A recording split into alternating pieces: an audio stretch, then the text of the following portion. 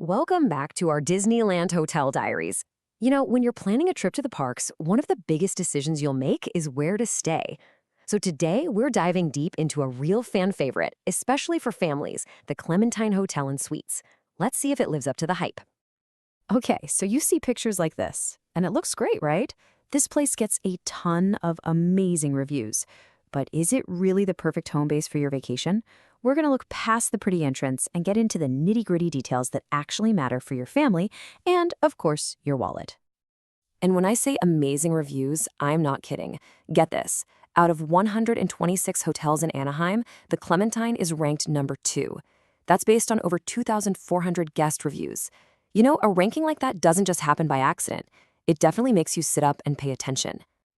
So here's how we're going to break it all down today. First, we'll talk location and logistics. Then, we'll step inside the rooms themselves.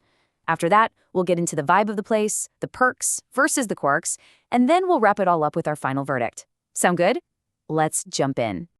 All right, let's talk about the number one thing on everyone's mind for a Disney trip. Location, location, location. This can seriously make or break your whole experience, from your energy levels to your budget. So how does the Clementine stack up? Well, here's the headline number. It's a 15-minute walk to the Disneyland main gates. Now, just think about that.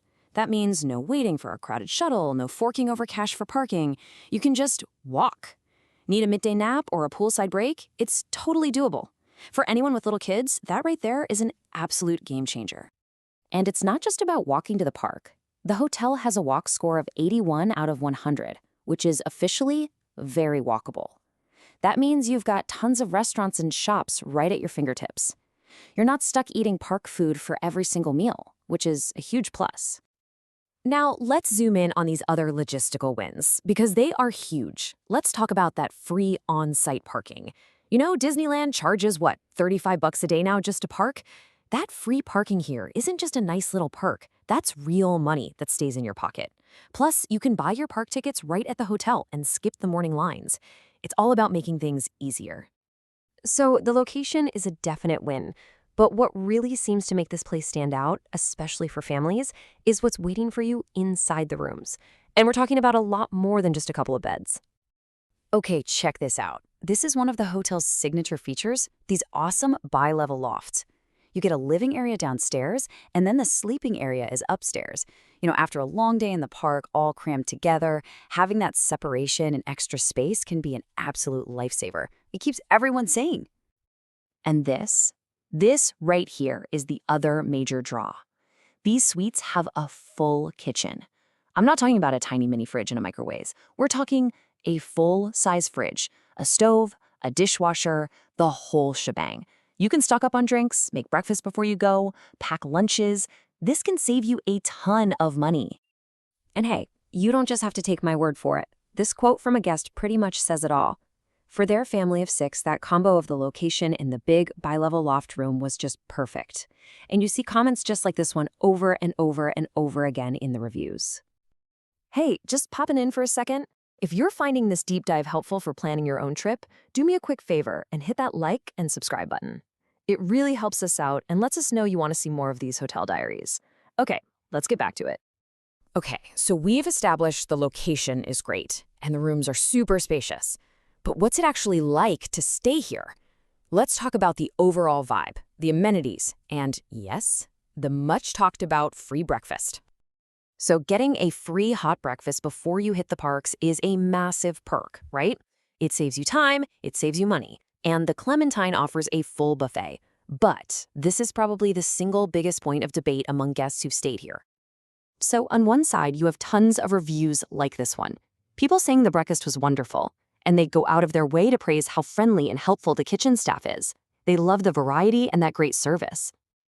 But then you've got the other side. This review is pretty blunt, calling out the powdered scrambled eggs. So what's the real story? Well, it's a free hotel breakfast, It's a huge value, for sure, but it's probably a good idea to set your expectations. It's not going to be a gourmet brunch spot, and that's okay. So let's quickly break down the rest of the experience. In the wins column, you hear constantly about the friendly, attentive staff. The grounds are a huge plus too, with a heated pool, a BBQ patio, and even a playground. Now for the watchouts. Some people do mention the decor can feel a little dated in spots. And, it's a family hotel, so there's always the chance of some noise from excited kids.